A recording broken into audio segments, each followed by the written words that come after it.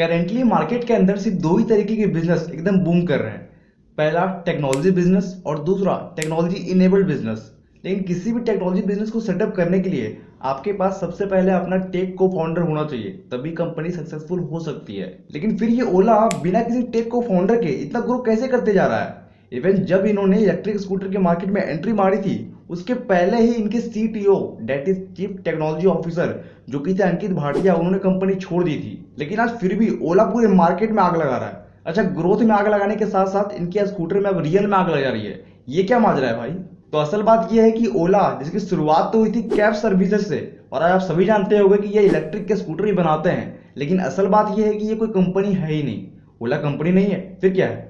ओला एक take conglomerate है। ये भारत की सबसे पहली टेक कॉन्ग्लोमेरेट कंपनी है, जिसके अंदर इनके कई सारे सब्सिडरीज हैं जो आपको अलग अलग तरीके से सर्विसेज देती हैं। ये आपको कैब की सर्विसेज देती है, ये आपको आपके कार के ऊपर रेंटिंग इनकम भी देती है, ये आपको फाइनेंशियल सर्विसेज भी देती है, ग्रोसरी भी देती है, फूड डिलीवरी भी करती है, इवन 10 मिनट्स में डिलीवरी करती है। और अब तो ये बोल रहे हैं कि इलेक्ट्रिक टू व्हीलर के बाद ये इलेक्ट्रिक कार भी आपको देंगे। वेल, अभी कार की बात तो छोड़ ही दो, क्योंकि इनकी चारों तरफ अभी इलेक्ट्रिक स्कूटर की ही बात चल रही है। कंपनी बोल रही है भैया कि स्कूटर में कोई कमी है ही नहीं। उधर बलवंत जी बोल रहे हैं कि मैं भाविश अग्रवाल के खिलाफ लीगल एक्शन लूंगा। इसके अलावा बीते कुछ समय से ओला काफी बुरे दिनों से गुजर रहा है। कहीं इनके स्कूटर्स में आग लग जा रही है, तो कहीं भैया एक्सीलेटर आगे दबाओ तो स्कूटर पीछे भाग रहा है। ऐसे में सबका एक ही सवाल है, क्या ओला हमारे को धोखा दे रहा है? क्योंकि जितना स्पेसिफिकेशन बताया गया था कि ओला के स्कूटर्स में ये मिलने वाला है, वो तो कुछ दिया ही नहीं। तो क्या ओला बुरी तरीके से बर्बाद हो जाएगा? ओला फेल हो जाएगा? तो सबसे पहले तो आप अपना यही डाउट क्लियर कर लो कि ओला इलेक्ट्रिक की शुरुआत कभी भी स्कूटर बनाने के लिए हुई ही नहीं थी। इनका शुरुआत से ही मोटिव था कि ओला इलेक्ट्रिक के अंदर हम इलेक्ट्रिक कैब सर्विसेज को देंगे। पर जैसे ही 2020 के अंदर ये पूरा पैंडेमिक ग्लोबली स्प्रेड होना शुरू हो गया और इनका रेवेन्यू 95% तक गिर गया, तभी इन्होंने दिमाग लगाना शुरू कर दिया कि भैया अब इलेक्ट्रिक कैब सर्विसेज तो बाद में देंगे, चलो पहले ये देखते हैं कि ये जो ईवी सेक्टर इतना बूम कर रहा है, इसमें हम क्या कुछ कर सकते हैं। इन्होंने देखा कि कैसे टेस्ला अपने इलेक्ट्रिक कार से हर तरफ छाया हुआ है। भले ही आज भी उनके इलेक्ट्रिक कार्स में कुछ प्रॉब्लम्स आ जाती हैं, लेकिन जो ब्रांड वैल्यू इलेक्ट्रिक कार के मामले में टेस्ला के पास है, वो आज भी किसी के पास नहीं है। और यहीं से इन्होंने ठान लिया कि अब हम बनेंगे Tesla of electric scooter in India. लेकिन जब भाविश ने ये रियलाइज किया कि भैया टेस्ला को 15-20 साल लगे अपनी मार्केट को जमाने में, और अगर अभी मैं इस मार्केट में कूदता हूं और 15-20 साल दूंगा, तब तो ये पूरा ईवी का जो मार्केट है वही सैचुरेट हो जाएगा। और इसीलिए इन्होंने क्या करा कि 2020 में एक आम्स्टरडम की ईवी स्कूटर की कंपनी ईटरगो को एक्वायर कर लिया, ताकि उनकी बनी बनाई मॉडल पे थोड़ी बहुत चेंजेस करके भारत में तेजी से एक्सपैंड कर सकते हैं। पेपर पेंसिल पे अपना पूरा मॉडल बना लिया, लाइक प्रोटोटाइप तैयार कर लिया और अनाउंस कर दिया पूरे ओपन मार्केट के अंदर कि आज से ही हमारा ईवी रिवोल्यूशन की शुरुआत होती है। काफी सारी स्पेसिफिकेशंस भी बताई अपनी इलेक्ट्रिक स्कूटर की, साथ ही प्राइस भी कंफर्टेबिलिटी काफी कम ही रखा, ताकि इंडियंस के बजट और हर्ट दोनों में फिट हो सके। और मिड ऑफ जुलाई 2021 में ही बोल दिया कि अब आप इस रिवोल्यूशनाइज्ड इलेक्ट्रिक स्कूटर को सिर्फ 499 में ही बुक कर सकते हो। आप यकीन नहीं करोगे कि मार्केट में बिना एक भी स्कूटर उतारे ही इन्होंने पहले ही दिन 1 लाख रजिस्ट्रेशन किए प्री बुकिंग से, और सिर्फ 24 घंटे में ही इन्होंने 600 करोड़ का धंधा कर लिया। लिटरली आप समझ सकते हो, सिर्फ 1 सेकंड में इनके 4 स्कूटर्स बिक रहे थे। और मार्केट में इतनी बड़ी डिमांड को देख करके भाविश ने डिसाइड किया कि अगर हमें अपने स्कूटर्स की अवेलेबिलिटी फास्ट करवानी है, तो हमें इसका प्रोडक्शन भी मास में करना होगा। लगभग 500 एकड़ की बंजर जमीन ली फरवरी में, और सिर्फ 6 महीने के भीतर भीतर उस फ्यूचर फैक्ट्री के अंदर इतना तेजी से काम किया कि एक इलेक्ट्रिक स्कूटर को तैयार भी कर लिया। हालांकि बोला गया है कि ये इनका फ्यूचर फैक्ट्री पूरी दुनिया की सबसे बड़ी टू व्हीलर की फैक्ट्री है, जिसमें आने वाले टाइम में हर 2 सेकंड में एक इलेक्ट्रिक स्कूटर बनने वाली है, और हर साल एनुअली ये लगभग 1 करोड़ स्कूटर्स को बनाएंगे। बहरहाल फैक्ट्री अभी भी कंस्ट्रक्शन मोड पे ही है, और अकॉर्डिंग टू भाविश ये अभी 1000 यूनिट पर डे बना ही रहे हैं। लेकिन जब इन्होंने लास्ट दिसंबर में अपनी इलेक्ट्रिक स्कूटर की डिलीवरी करी थी, तो अकॉर्डिंग टू सेवरल रिपोर्ट्स ये 150 यूनिट ही बना रहे हैं। तो यहीं पे इनकी मुझे सबसे पहली गलती लगी, ओवर कमिटमेंट। बोले बहुत कुछ, वादे बहुत कुछ किए, लेकिन उतना कुछ डिलीवर कर ही नहीं पा रहे हैं। जब इन्होंने टेरेगो को एक्वायर किया, उस समय उनके ऐप स्कूटर्स की जो रेंज थी वो थी 75 किलोमीटर, और उनकी जो टॉप स्पीड थी वो भी थी 75 kmph ही। लेकिन इंडियंस को चाहिए था थोड़ा हैवी स्कूटर, तभी वो ओला को प्रीफर करेंगे। अब पहले ही टेरेगो के अंदर 300 अवेलेबल बैटरीज आती थी, जिसके कारण वो 75 किलोमीटर का रेंज दे रही थी। लेकिन ओला वालों को चाहिए था भैया कि हमें 100 किलोमीटर का रेंज देना है, तो जिसके कारण बैटरी बड़ी हो जाएगी। अब बैटरी बड़ी हो जाएगी और उतनी हैवी भी हो जाएगी और सर्वाइवल भी रहेगी, तो भैया इलेक्ट्रिक स्कूटर उतना रेंज देगा ही कैसे? क्योंकि सारा पावर तो चला जाएगा उनका बैटरीज में।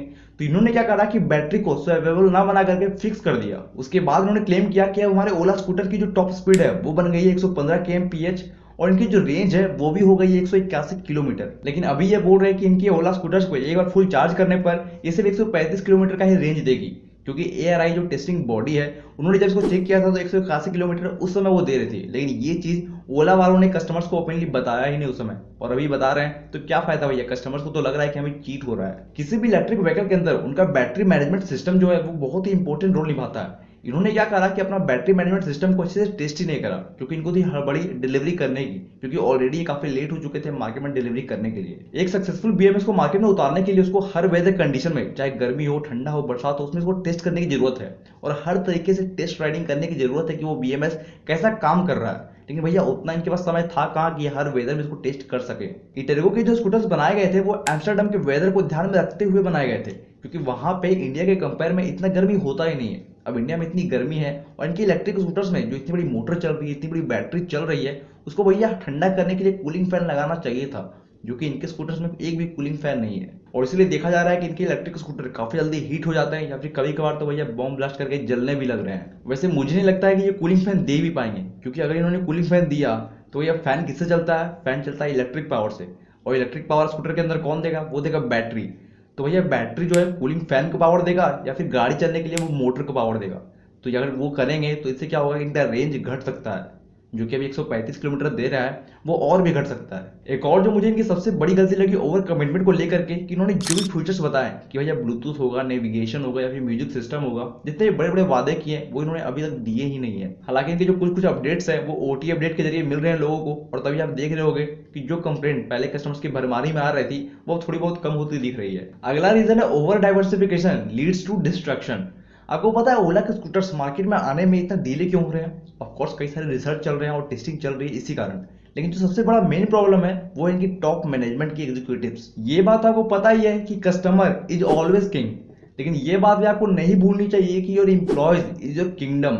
लास्ट 3 साल में ओला के अंदर से 24 से भी ज्यादा इनके टॉप मैनेजमेंट की टीम्स ने कंपनी से क्विट लिया है।